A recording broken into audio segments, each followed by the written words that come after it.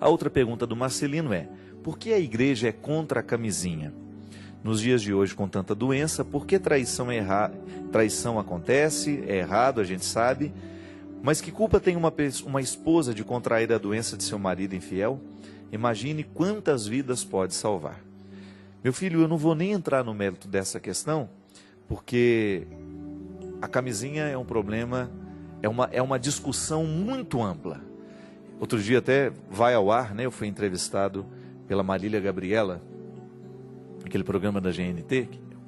Marília Gabriela é uma pessoa inteligentíssima e foi um prazer viver a entrevista, porque ser entrevistado por uma pessoa que não fica falando de futilidades é bom, né? Ela conversa, assim como, graças a Deus, eu tenho tido a oportunidade de falar com qualidade, com pessoas qualificadas também, por onde eu tenho ido nessas entrevistas.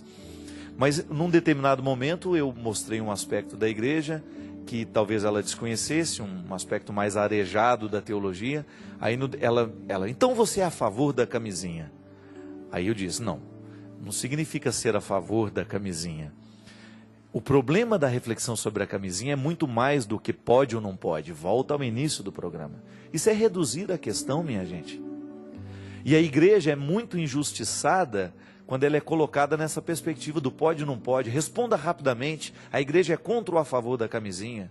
O que nós não podemos desconsiderar é quando eu digo não ou quando eu digo pode, nós estamos escondendo uma série de questões que são fundamentais para essa reflexão.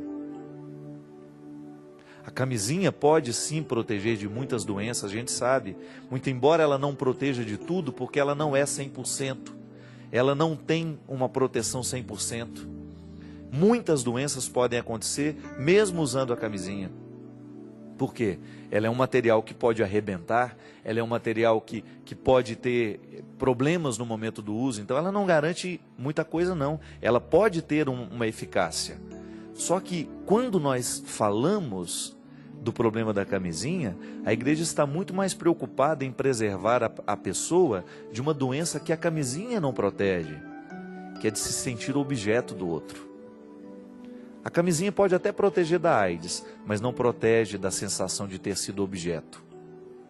Então o grande problema é que quando nós dizemos que a camisinha resolve todos os problemas sexuais de transmissões de doença, a gente acaba induzindo os nossos jovens, a nossa juventude, a viver uma permissividade que não está favorável à humanidade dessas pessoas.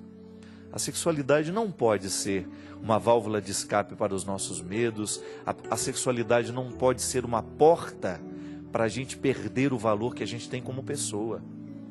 Eu disse isso uma vez, na entrevista que eu dei ao Vinícius Valverde, na Globo aqui do Papo Vanguarda do Vale do Paraíba. Eu disse, uma camisinha pode até proteger uma mulher de pegar AIDS do marido, mas não protege dela se sentir uma prostituta. Porque a camisinha não alcança o mais profundo do que a gente precisa em termos de proteção. Ser objetificado é muito ruim, minha gente. E a sexualidade é uma porta ampla para a objetificação das pessoas, sobretudo no mundo de hoje. Quando está todo mundo tão envolvido por esse sensualismo que prevalece nas nossas culturas, nas nossas músicas, nos nossos programas de televisão, quando as pessoas acordam respirando sexo, vão dormir respirando sexo e esquecem que a sexualidade é apenas a parte que completa o contexto da afetividade humana. A afetividade é muito mais que sexualidade. A sexualidade não pode reduzir a afetividade humana. Ela faz parte e viver bem a sexualidade é saudável porque a partir da sexualidade uma pessoa pode se sentir amada. A sexualidade é positiva. A igreja não se opõe ao sexo, não é? A igreja se opõe à banalização que o sexo pode fazer com a pessoa. Então a gente precisa tomar um cuidado muito grande quando a gente reduz essa questão. É por isso que cada caso é um caso e precisa ser analisado a partir daquela realidade particular. Isso em moral se chama casuística. Quando você tem uma realidade particular e o padre, o diretor espiritual, tem a autoridade de orientar aquela pessoa a partir daquela situação particular. Agora, ficar na televisão dizendo pode, não pode, isso é absolutamente redutor. E nós não queremos prestar este papel. Isso é um desserviço quando eu falo que pode, quando eu falo que não pode. Sem reflexão não é possível, gente. O cristianismo precisa ser uma instância de reflexão que nos leve a pensar a totalidade das coisas. E não reduzir a sexualidade humana à questão da camisinha. É muito injusto com a nossa juventude, é muito injusto com a nossa sociedade a gente reduzir a reflexão a este aspecto da questão. É muito mais do que isso. E a gente precisa tocar sim nesses assuntos, porque isso tem sido de causa de muita objetificação para as pessoas. O sexo, ele tem gerado muito mais infelicidade nas relações humanas que felicidade. Eu vejo por causa dos bastidores que eu escuto. É impressionante o quanto que as mulheres se sentem usadas pelos seus maridos. Não estou falando pelos seus amantes, não. Porque o casamento, a instituição, não garante que o sexo será santo. O sexo será santo à medida em que os cônjuges se amam, se respeitam. E o sexo faz parte desse amor e desse respeito. Ele não é o primeiro aspecto do casamento. Ele faz parte do casamento.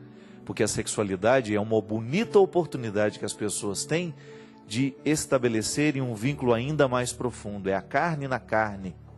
Agora, só que isso pode passar longe de ser um vínculo se ele é apenas uma satisfação de um desejo temporário.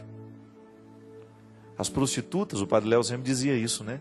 Se sexo fosse sinônimo de felicidade, as prostitutas seriam as mulheres mais felizes do mundo. E não são.